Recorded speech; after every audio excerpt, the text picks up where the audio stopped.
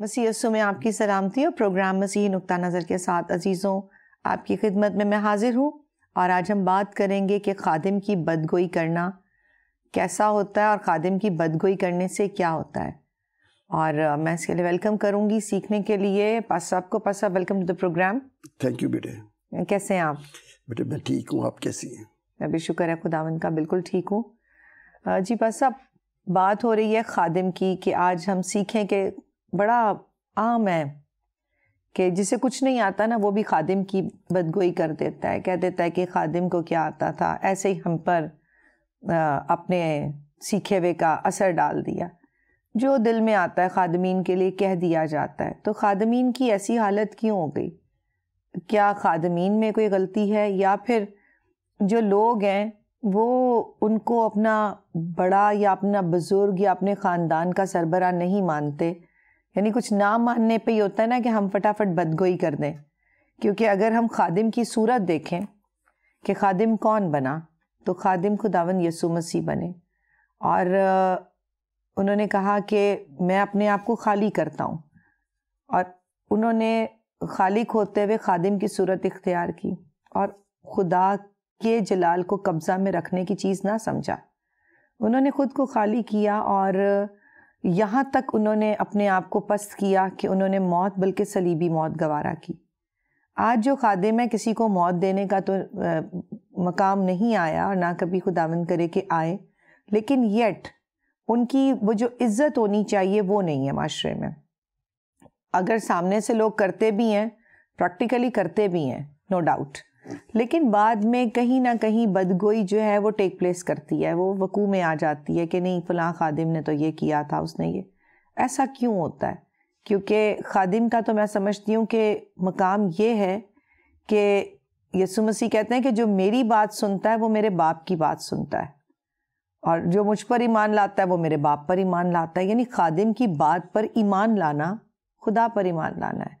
تو یہاں پر تو خادموں کی بدگوئیاں ہو رہی ہیں، اور بالکل عام فعل ہے، اس میں لوگ کرتے ہوئے ہچکچاتے نہیں ہیں۔ بہت دفعہ شو کرتے ہوئے ہمارے منہ سے بھی ہوتا ہے کہ جی خادمین یہ کرتے ہیں، وہ صحیح تعلیم نہیں دیتے ہیں۔ تو یہ اتنا عام کیوں ہو گیا ہے؟ دیکھیں بیٹے، یسوع مسیح جو ہے وہ سچائی کے خدا ہے، اور وہ بڑی سچائی سے کہتے ہیں کہ آسمان اور زمین کا کل اختیار مجھے دیا گیا ہے۔ آمین۔ تو یہ اختیار کی وجہ سے وہ جب آسمان پہ اٹھائے جانے لگے، تو جس کو مرکز نے کوٹ کیا، مرکز کی انجیل میں 16 باب کی 15ویں آیت میں، آپ کے پاس بائبل کھلی، آپ ذرا پڑھے کہ وہ کیا لکھا ہے وہاں پر۔ مرکز کی انجیل اس کا 16واں باب اور اس کی 15ویں اور 16ویں آیت میں یوں مرقوم ہے، اور اس نے ان سے کہا کہ تم تمام دنیا میں جا کر ساری خلق کے سامنے انجیل کی منادی کرو، جو ایمان لائے اور بپتسمہ لے وہ نجات پائے گا، اور جو ایمان نہ لائے وہ مجرم ٹھہرایا جائے گا۔ آمین۔ آمین۔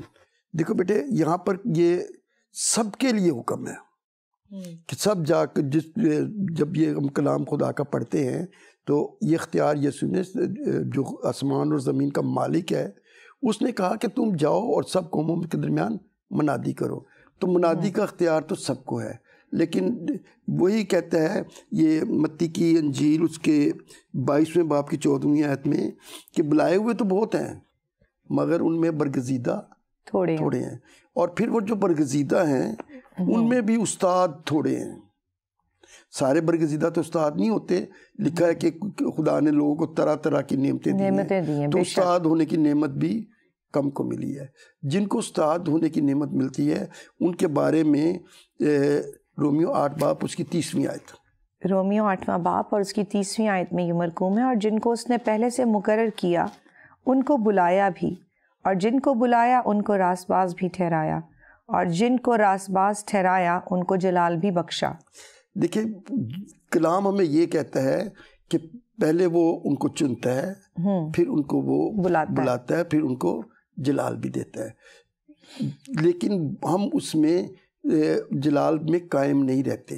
جیسے ساؤل تھے، ساؤل کو خدا نے چنا تھا، پہلا بادشاہ تھا، اور جب اس کو چنا تھا تو اس کو سیموئیل نے مسا بھی کیا تھا۔ تو جب وہ مسا ہوا تھا تو پھر وہ گیا تھا اس نے جنگیں بھی کیں. تو اس کی جنگیں جیتے بھی نہیں. میں خاص جنگ کا ذکر کر رہا ہوں جس میں اس نے خدا کی نافرمانی کی. تو وہ یوں کہ یہ جو فلسطینی تھے انہوں نے اس بنی اسرائیل پر حملہ کر دیا اور اپنی بہت بڑی فوج لے کر مکماس کے مقام پر وہ جمع ہو گئے. جب وہ مکماس کے مقام پہ جمع ہوئے تو وہاں پہ کیا ہوا؟ اتنی بڑی فوج کو دیکھ کر جو فوج اکٹھی کی تھی ساؤل نے وہ ڈر گئی، کیونکہ جو لوگ آئے تھے وہ بہت زیادہ تھے. کئی سو رتھ تھے، ہزاروں رتھ تھے، پیادے تھے، گھوڑ سوار تھے، اور پوری وادی جو ہے مکماس کی وہ فوج سے بھری ہوئی تھی. تو یہ جو تھے یہ تھوڑے سے تھے.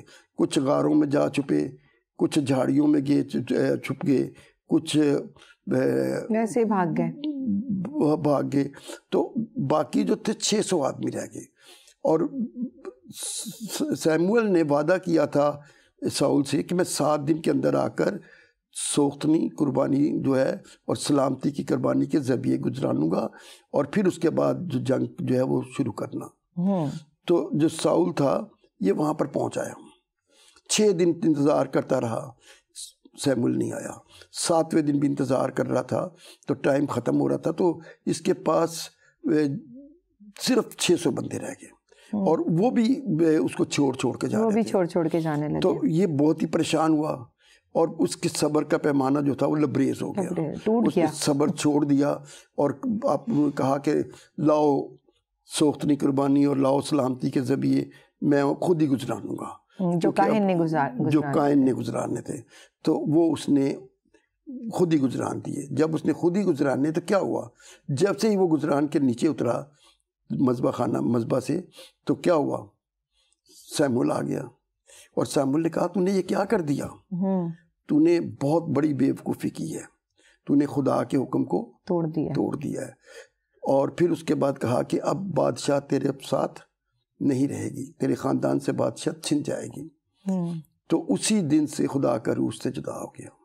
جب ہم خدا کی نافرمانی کرتے ہیں اور لوگوں کے اندر جو ان کو تعلیم دیتے ہیں اس تعلیم پر عمل نہیں کرتے، جیسے جو پادری ہے یا جو استاد ہے جو وہ تعلیم دیتا ہے وہ خود اس پہ عمل نہیں کرے گا تو کیا ہوگا؟ اس کو پریکٹس میں نہیں ہے تو دوسرے دیکھ کے اس کی بات نہیں مانیں گے. فقیہ فریسی کیا کرتے تھے؟ یہی تو کرتے تھے کہ وہ لوگوں کو سبت کی اتنی پابندیاں لگاتے تھے، ان کے اوپر اتنے لاز لگاتے تھے، اور خود اس پہ عمل نہیں کرتے تھے. تو ہمارے بھی جو لوگ ہیں، ہمارے بھی جو استاد ہیں، جب وہ ایسی باتیں کرتے ہیں تو خدا کا روح ان سے جدا ہو جاتا ہے.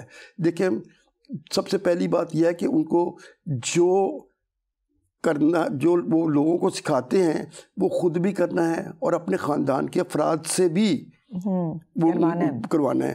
کیونکہ پالوس جو ہے یہ تیموتھیوس کو لکھتا ہے کہ وہ اس کے خاندان پہ اس کا کنٹرول ہو، وہ گل گپاڑا نہ کرتا ہو. تو وہ اگر ایک استاد بھی ایسا ہی کرے گا تو پھر تو اس کی سکھانے والا جب کرے گا تو سیکھنے والے تو اس سے متاثر ہی نہیں ہوں گے، اور اس سے کیوں کر سیکھیں گے؟ تو اس سے سیکھیں گے نہیں. تو یہ جو بات تھی نا، یہ بات معاشرے میں جو پھیل جاتی ہے جب ہم بھید بھاؤ کرتے ہیں لوگوں کے ساتھ. جیسے یعقوب اپنے خط کے 2 باب کی 1 سے 4 آیت میں کہتا ہے، اگر آپ اس کو پڑھیں تو آپ کو پتہ لگے گا کہ کیا ہمارے خادم ایسا ہی کرتے ہیں، ہمارے استاد ایسا ہی کرتے ہیں. یعقوب اس کا 2 باب اور اس کی پہلی 4 آیات. اے میرے بھائیوں، ہمارے خداوند ذوالجلال یسوع مسیح کا ایمان تم میں طرفداری کے ساتھ نہ ہو، کیونکہ اگر ایک شخص تو سونے کی انگوٹھی اور عمدہ پوشاک پہنے ہوئے تمہاری جماعت میں آئے، اور ایک غریب آدمی میلے کچیلے کپڑے پہنے ہوئے آئے، اور تم اس عمدہ پوشاک والے کا لحاظ کر کے کہو کہ تو یہاں اچھی جگہ بیٹھ، اور اس غریب شخص سے کہو کہ تو وہاں کھڑا رہ یا میرے پاؤں کی چوکی کے پاس بیٹھ، تو کیا تم نے آپس میں طرفداری نہ کی اور بدنیت منصف نہ بنے؟ آمین. خداوند یسوع مسیح کہاں پیدا ہوئے تھے؟ نہایت ہی ایسی جگہ جہاں پر کوئی بیٹھنا بھی پسند نہیں کرتا، چرنی میں پیدا ہوئے تھے. بالکل. تو کیا وہ بہت بڑے لوگ اس کے استقبال کو نہیں آ سکتے تھے؟ گڈریے آئے جو بھیڑوں کی غلہ بانی کرتے ہیں، تو وہ آئے، پیغام بھی پہلے ان کو دیا گیا۔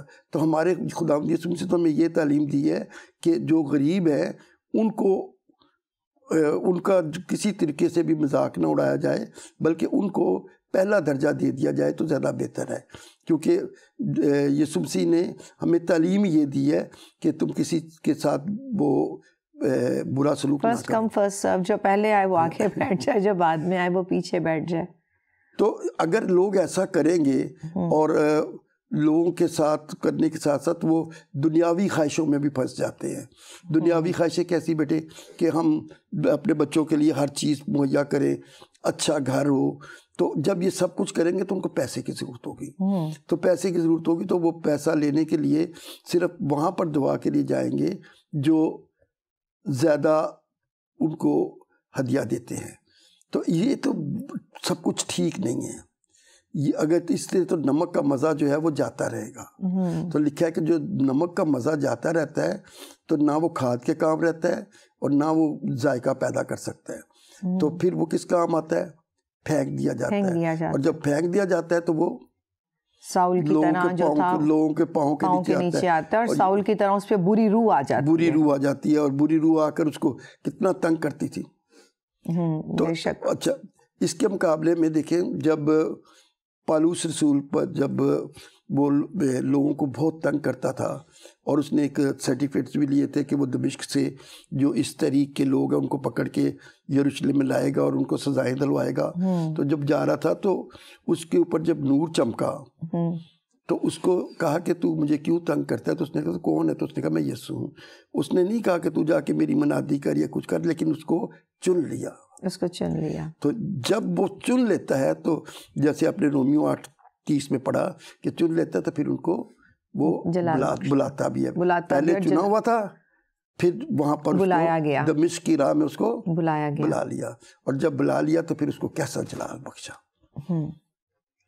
اچھا، اب یہ بلائے ہوئے کی بات ہے کہ بلا لیا، تو کیا سارے بلاہٹ سے نہیں آتے، خود بخود ہی آ جاتے ہیں کہ اس کے بعد اس چیز کا ان کو وہ نہیں رہتا کہ نمک بھی بن جاتے ہیں کہ نہ کھاد کے کام کے کہ زمین کو ہی زرخیز کر دیتے، نہ اس کام کے کہ نمکین ہی کر دیتے کسی چیز کو؟ تو اگر بلائے ہوئے تھے تو کیوں نہ وہ کھاد کے کام آ سکے، کیوں نہ وہ نمکین کر سکے؟ کیا بلانے میں کوئی غلطی تھی؟ کیا کہیں گے آپ اس کے بارے میں؟ دیکھیں بیٹے، بات اصل میں یہ ہے کہ ہمارے ہاں کلیسیائی انتظام ہے، تو کلیسیائی انتظام تو ہونا ہی چاہیے تاکہ ہر کام جو ہے وہ سلیقے سے ہو۔ تو کلیسیائی انتظام میں لوگوں کو ایک ایجوکیشن دے دی جاتی ہے کہ وہ BA پاس ہو، گریجویٹ ہو یا اس سے زیادہ تعلیم کا ہو، پھر اس کے پاس ایک بڑی فیس دینے کے پیسے بھی ہوں، اس کے پاس وقت بھی ہو کہ وہ اس تعلیم کو حاصل کرے۔ تو اگر وہ تعلیم صرف جیسے کوئی انجینئر بنتا ہے تو پیسے خرچ کے بنتا ہے، جیسے کوئی ڈاکٹر بنتا ہے تو پیسے خرچ کر بنتا ہے، تو وہ اگر محض کمانے کے لیے آئے گا تو پھر تو وہ خود خادم نہیں ہوا نا، اس نے پھر اپنے آپ کو خالی نہیں کیا۔ یسوع مسیح کے پاس تو سب کچھ تھا، وہ خدا کے ہونے کو اس نے برابر ہونے کو قبضے کی چیز نہ سمجھا، تو بلکہ خالی کر دیا۔ تو اگر کوئی زیادہ کمانے کے لیے آ جائے گا تو پھر تو وہ لوگوں کو تنگ ہی کرے گا نا، تو پھر لوگ اس کی بدگوئی کر دیں گے۔ جیسے دیکھیں پطرس کو خدا نے کیسے چنا، پطرس کی بھی بہت زیادہ، اگر آپ پطرس کی زندگی پہ غور کریں تو پطرس کو یسوع مسیح کہتے ہیں کہ تو مجھے کیا سمجھتا ہے؟ میں تجھے زندہ خدا کا بیٹا مسیح سمجھتا ہوں۔ بالکل صحیح، اس نے کہا کہ میں تجھے زندہ خدا کا بیٹا مسیح سمجھتا ہوں۔ اور اس میں یسوع نے کیا کہا؟ یسوع نے کہا کہ یہ بات خون اور گوشت نہیں بلکہ میرے باپ نے تجھ سے کروائی ہے۔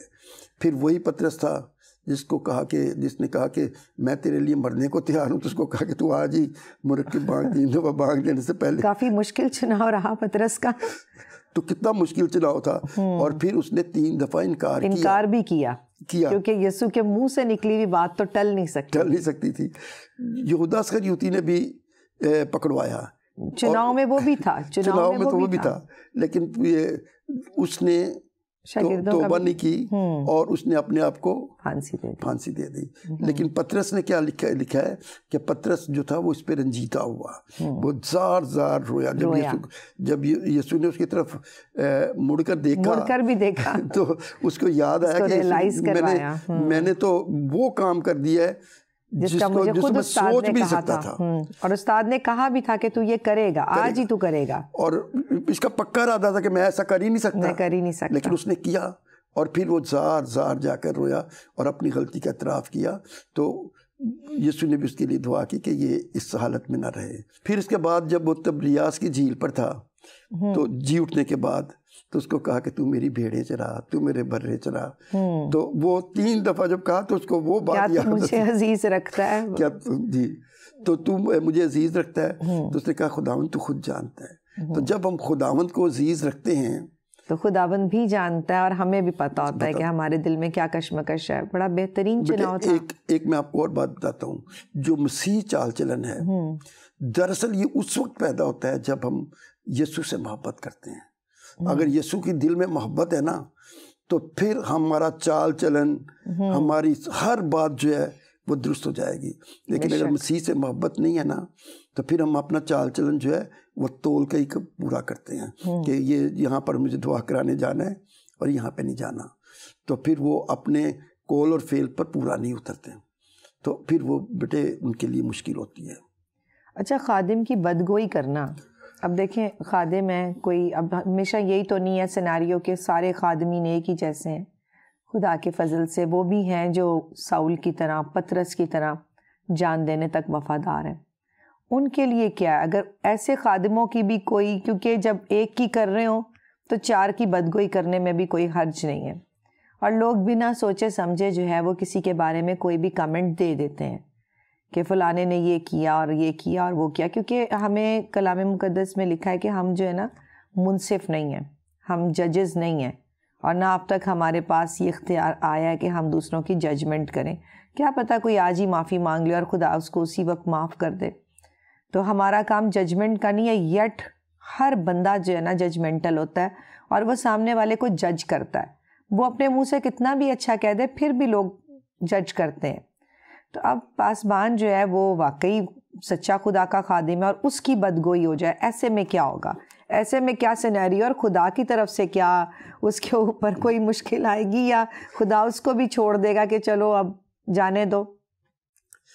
دیکھیں میں آپ کو ایک تو 2 مثالیں بتاؤں گا, ایک داؤد کی اور ایک موسیٰ کی. اچھا, تو پہلے ہم موسیٰ سے بات کرتے ہیں اور پھر داؤد پہ بات کرتے ہیں. موسیٰ کو خدا نے کیسے چنا تھا؟ جب موسیٰ بھاگ گیا مدیان میں تو وہاں پر اس نے دیکھا کہ ایک جھاڑی ہے, اس کو کوئی میں آگ لگی ہوئی ہے لیکن جلتی نہیں ہے. تو اس نے یہ جو منظر تھا وہ دیکھنے کے لیے قریب گیا, تو خدا نے اسے کہا کہ تو اس کے قریب مت آ کیونکہ یہ جگہ پاک ہے, جوتی اتارتے. تو وہاں پر خدا نے اسے کہا کہ تو جا, میں نے اپنے لوگوں کا رونا جو ہے دکھ رونا دیکھ لیا ہے, تو جا کے فرعون سے کہا کہ ان کو جانے دے. تو اس وقت خدا نے اس کو اختیار دیا تھا, معجزے بھی دیے تھے, 3 معجزے دیے تھے. تو اس نے اعتراض بھی کیا کہ میں تو اس قابل نہیں ہوں, میں تو فصیح نہیں ہوں. تو کہا کہ تیرا بھائی ہارون تیری مدد کرے گا, وہ تیری طرف سے جو تو کہے گا, جو تجھے کہنا ہوگا تو فرعون کو اس کو ہارون کو بتانا, تو ہارون اس کو کرے گا.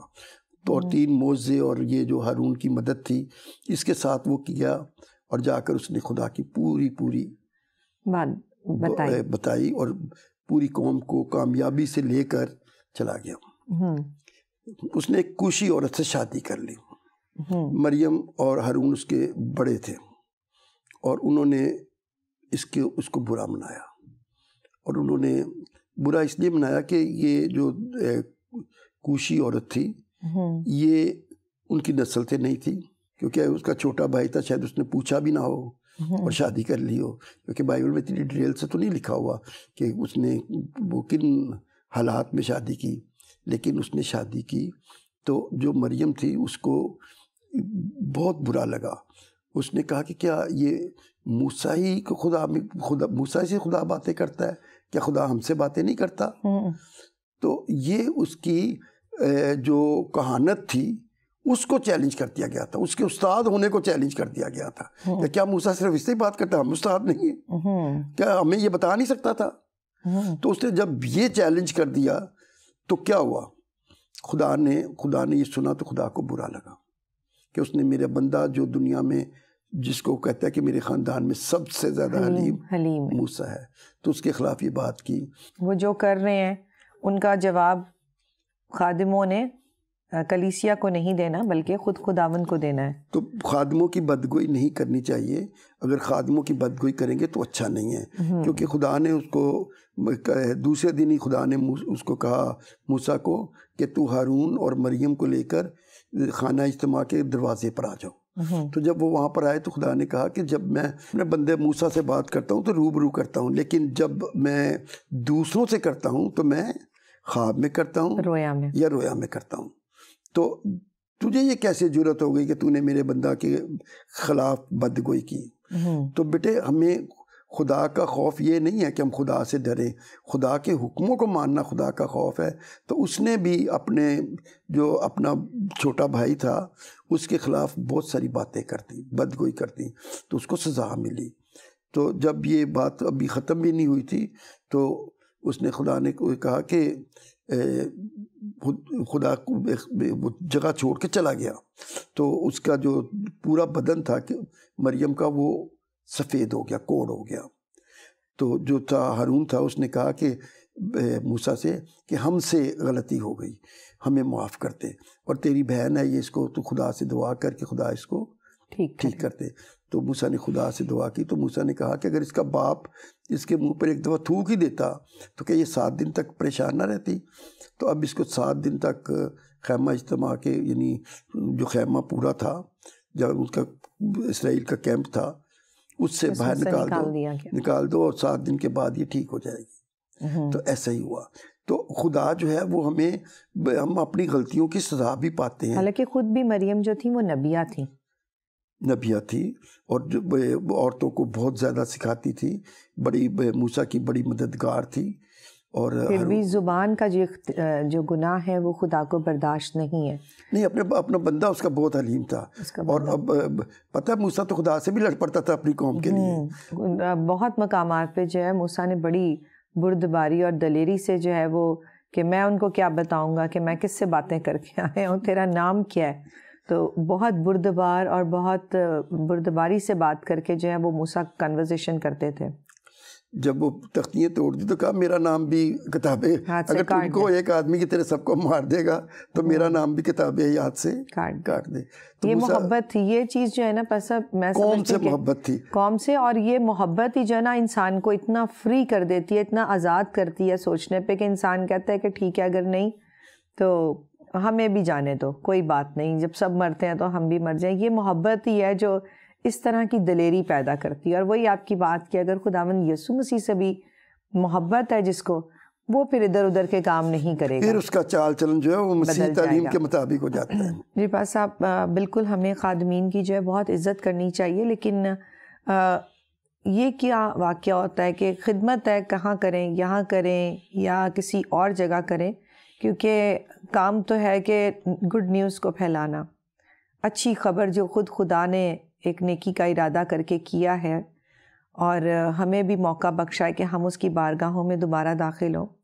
اب پیغام یہاں دیں, تعلیم وہاں دیں, فرق نہیں پڑتا. لیکن جب خادمین کی تبدیلی ہو جاتی ہے تو وہ اس تبدیلی سے خوش نظر نہیں آتے بلکہ مایوس ہوتے ہیں, کہ دل لگ جاتا ہے ان کا اس کلیسیا میں اور دوسری کلیسیا کو وہ جوائن نہیں کرنا چاہتے.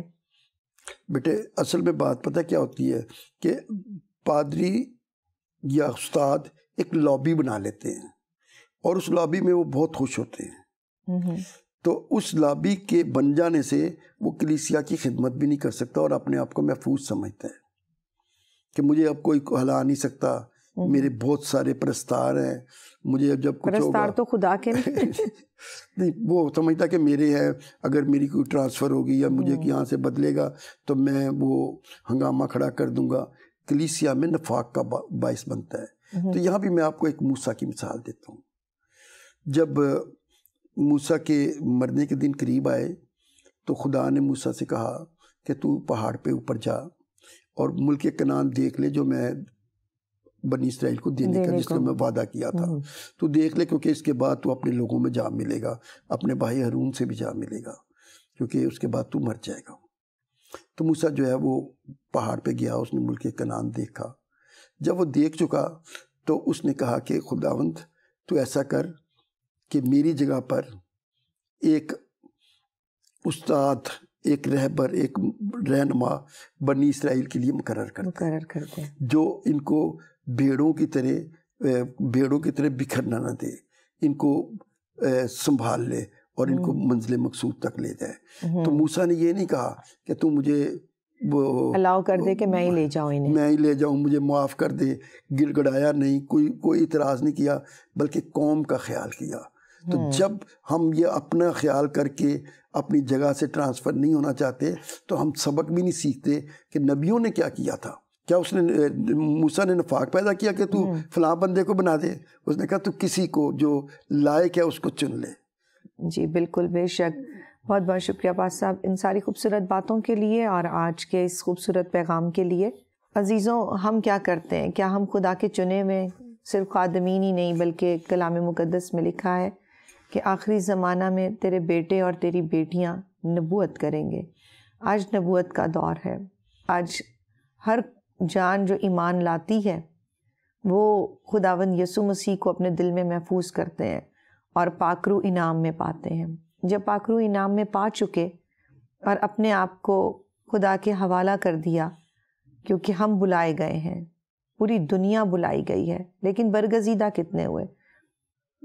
کلام کو تو ابلیس بھی جانتا ہے، لیکن وہ اس میں برگزیدگی نہیں ہے، اس میں عمل کرنے کی قوت نہیں ہے۔ ایمان تو وہ بھی رکھتا ہے کہ خداوند یسوع مسیح ہیں، تو کیا ہم ایسے ایماندار ہیں؟ اور پھر یہ سب کچھ جاننے کے باوجود ہم خدا کے خادمین کو بھی نہیں چھوڑتے، ہم ان کو بھی کچھ نہ کچھ اچھا برا یا جو دل میں آئے کہہ دیتے ہیں، یا ان کی غلطیاں نکال کر ان کے لیے کمنٹ کرتے ہیں۔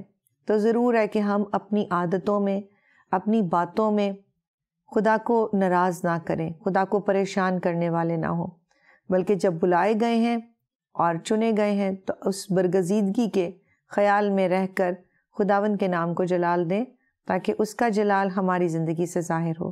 خیال رکھیے گا اور پروگرام دیکھتے رہیے گا مسیح نقطہ نظر۔